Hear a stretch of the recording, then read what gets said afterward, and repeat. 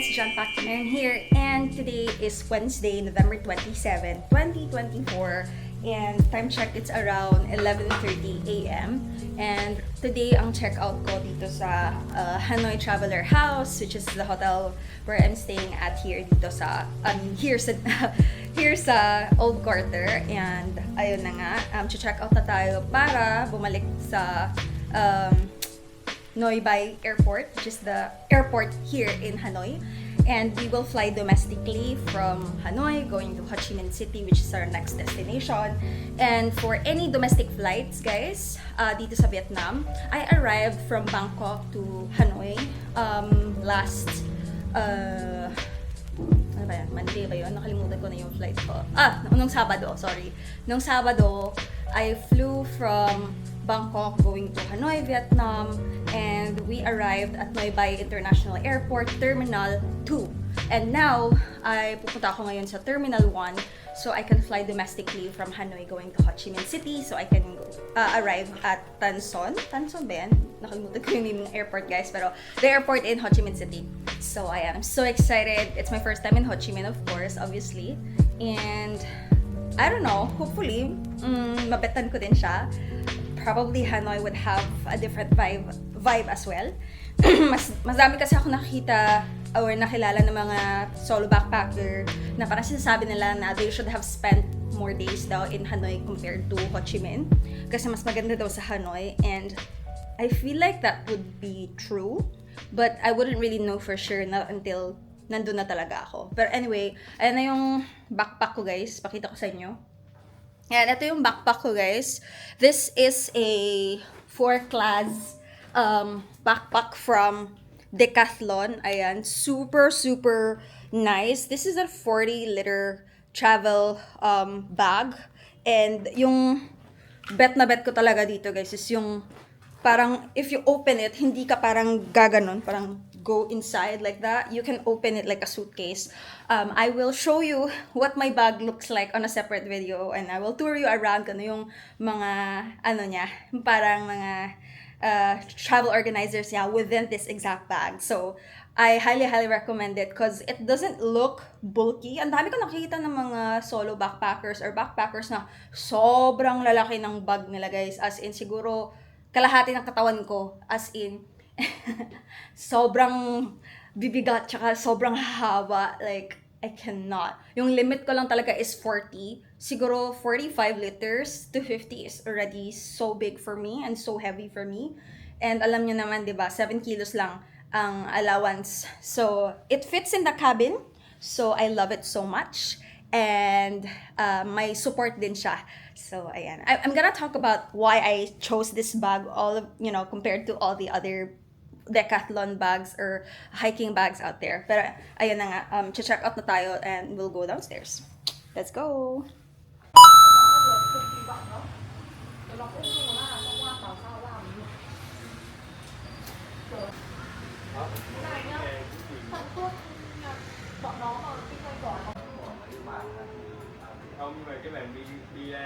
So yan, guys, nakapag-check out na tayo, and ngayon ay nag-book na lang ako. I decided na mag-book na lang ako ng grab bike going to the airport kasi na-realize ko, sinabi ng receptionist na yung bus 86 keeps on stopping and you need to wait for like a couple of minutes more para mapuno yung pasahero, and then it keeps on stopping. So ayun na nga, parang madadelay tayo, and for comfort na lang din, nag-book na lang ako ng Grab. So, ayan, I'm currently waiting for my Grab driver. Yan. So excited!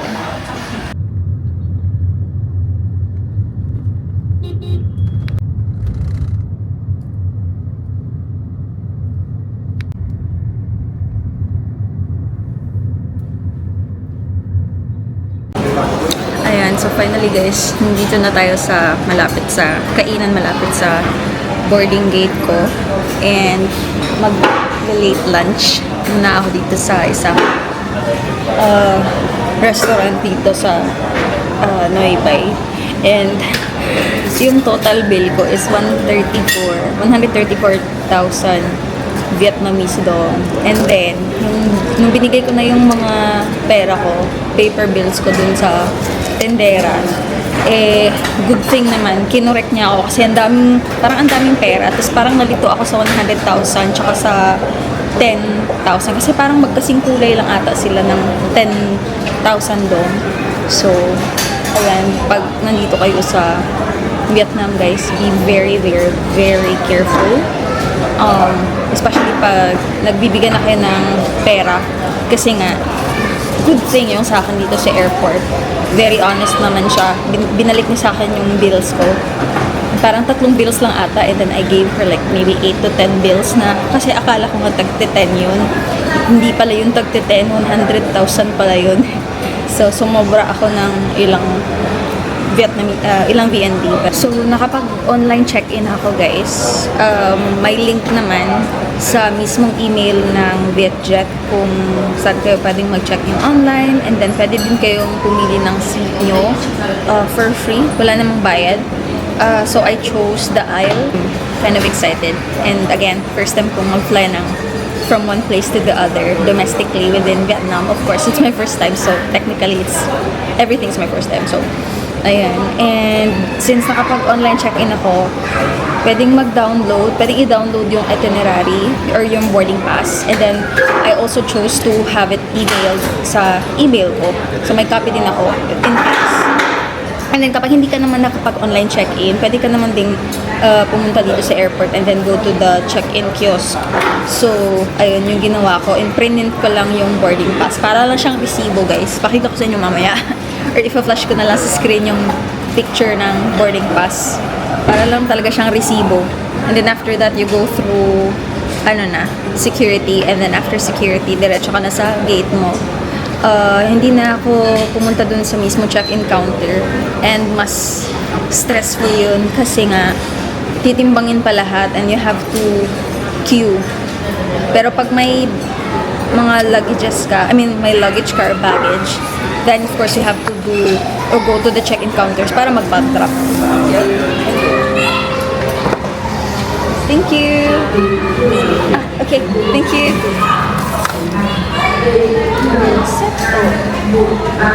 Ito yung set meal nila, guys, na 134,000 VND. So, ayan. May mga gulay. Ayoko nito, pero gusto ko nito. Gusto ko ng bean sprouts. Then, may coke. And then, my fruits. Amazing. Hindi ko alam kung kumita niyo, pero yan. May pinya, parang guava ata to. And then, watermelon. And then, yung mismo pho. So excited and I'm so hungry.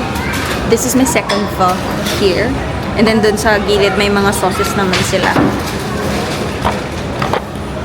Ayan, may toothpick. Ano ba to? Parang, pickled soya bean sauce for pho. Pepper. Gusto yan. I like pepper. And then pwede ding salt kung natatabangan ka. Kasi medyo matabang yung pho minsan. And then parang chili sauce ata ito. Yeah. Kasi pula. Ayan. Kain-kain muna tayo pag may time, guys. Time check, it's 12:56 in Vietnam. 12:57 na PM. And then sa Philippines, it's 1:57 PM. So, ayan. Kain-kain muna. So excited. Siire. And favorite ko yung pinya. And then may salt pa. I wanna dip it with salt. So I'm so excited. Ayan. And then wala akong chopsticks. So kukuha muna ako ng chopsticks. Nakalimutan niya daw. Nag-sorry siya. So I'm so excited.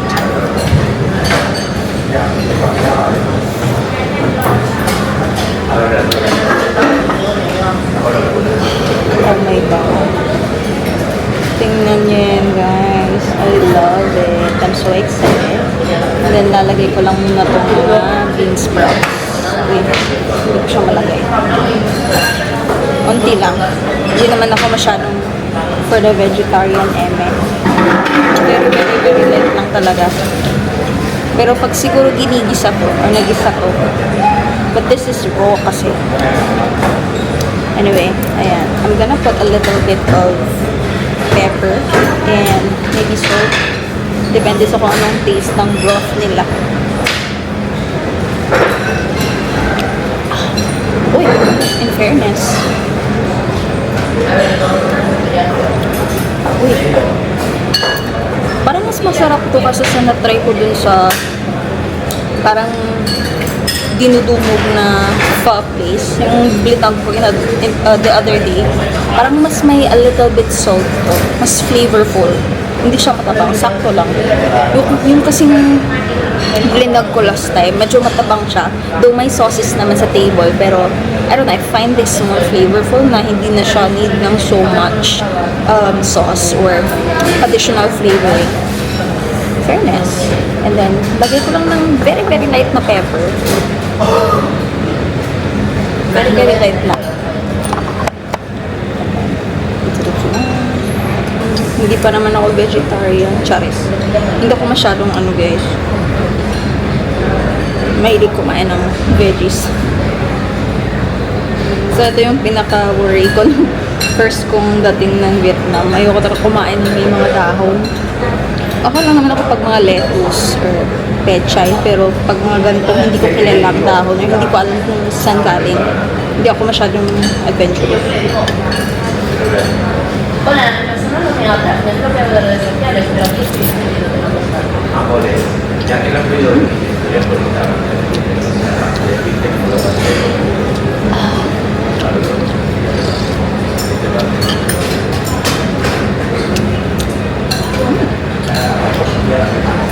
Gusto ko yung noodles nila guys. Gusto ko kasi yung medyo manipis na noodles.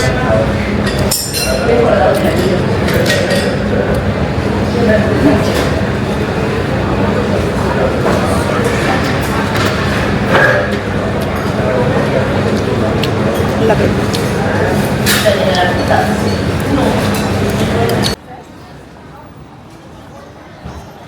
Ayan, kakadating ko lang ng guys. Ito na. Nag-clock ako.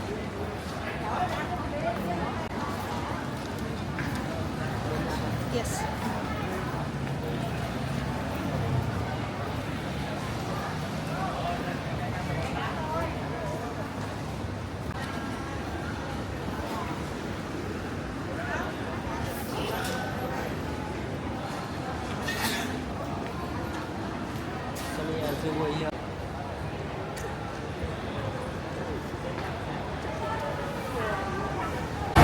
So, kakarating ko lang ng airport guys, domestic flight from Hanoi to Ho Chi Minh. And nag-book ako ng transfer sa Klook. So, hinihintay ko na lang na dumating yung ride ko from here going to my hotel. So, parang iba ata yung weather dito sa Ho Chi Minh guys. Kasi doon sa Hanoi medyo malamig paggabi. Dito 31 degrees. Sobrang init. So, ayan. Kung anong singlamig ng dun sa north, dito sa south, sobrang init. So,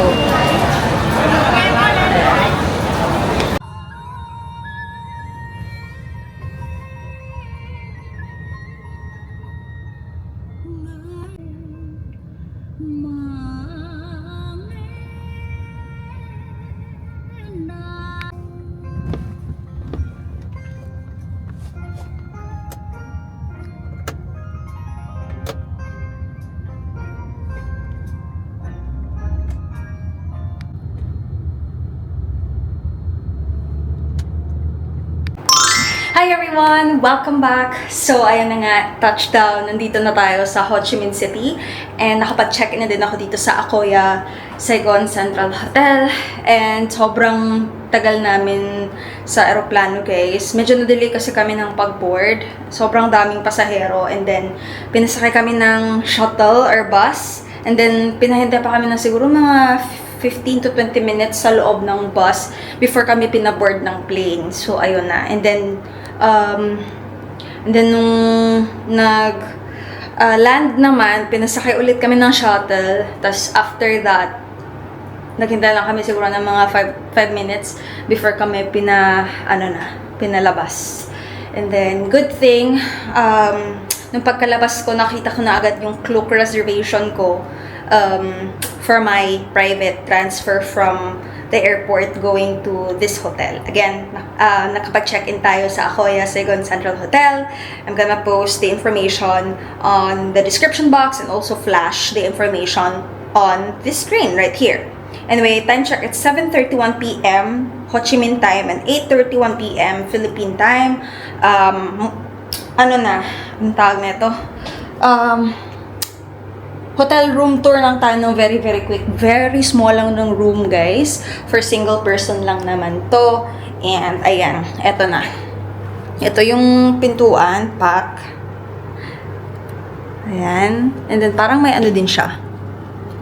Ang tawag nito. Yung pwede kang makaano kung sino yung kumakatok. I love it. And bet na bet ko talaga pag may mga double lock. Eto, pwede ka ding magpa-makeup ng room or, you know, do not disturb na sign. And then, eto yung key card. And then, eto na yung TV. Ayan. And then, on your left side, eto na yung bubungad sa'yo na toilet and shower. Ayan. So, of course, per usual, my mirror and then my sink.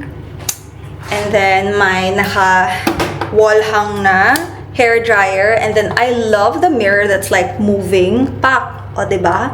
Pwede kang mag-makeup ng ano, kahit anong angle. I love it. Ano ba? Okay. May wall, may door stopper din sila, oh. Anyway, eto yung soap, hand soap. And then, hot and cold ata, I'm not sure. And then, ano pa ba? May trash bin. And then, eto na yung mga toiletries nila. Ano kaya to?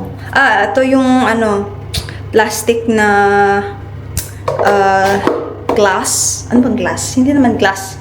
Parang baso. Kayo na bahala. English pa more. Then, eto yung, of course, the usual na mga tawag nito. Usual toiletries. Yan, may comb, may toothbrush. Pang dalawang tao ba to? Parang pang dalawang tao tong kwarto na to. Anyway, of course, perfect kasi may bidet. And then, may tissue. Ayan. Yan, toilet. Then, eto na yung mga towels and then extra tissue. Look at the mirror, guys. Sobrang perfect. Kasi may separate siya na lighting. And then, may mirror. Itong mirror talaga yung nagpapabongga sa everything. Ganun. Diba? Sobrang ganda. I love it. And then, separate din yung, parang may, onting glass na nagse-separate between sa shower and the toilet. And then, ayan, per usual, may shower head. Then, may handheld shower din siya. Hot and cold. And then, eto na yung free shampoo and shower gel. Ayan. Ayan. Very small, but, you know, you have everything that you needed. And then, pagkalabas mo, eto na yung mismong bed. I love the bed, though. Ayan, malambot siya, guys, and malinis. Kahit maliit yung kwarto, guys, sobrang linis niya. Look. And then, may onting pa dito. Ang tawag na ito? Parang sofa na maliit. And then, may mga free na chinelas. I'm not sure kung pwede yung dalhin, guys. And then, nilagay ko na lang yung mga stuff ko there. And then, may another mirror na naman dito na side for your OOTDs. Ayan. And then, of course, your aircon. And then, my hangers and stuff. I'm pretty sure pwede kang maglagay ng stuff there. And then, typically, ito yung heater. And then, may mga pa-coffee sila. Ito yung parang Nescafe. And then, may pati din sila. Green tea. And perfect. And then, dito, may remote ng aircon, remote ng TV, and then, ano ba to? Parang mga rules and regulations ng hotel. Then, see-through yung, ref nila. Perfect. And, hindi ko alam kung naka-turn on ba to.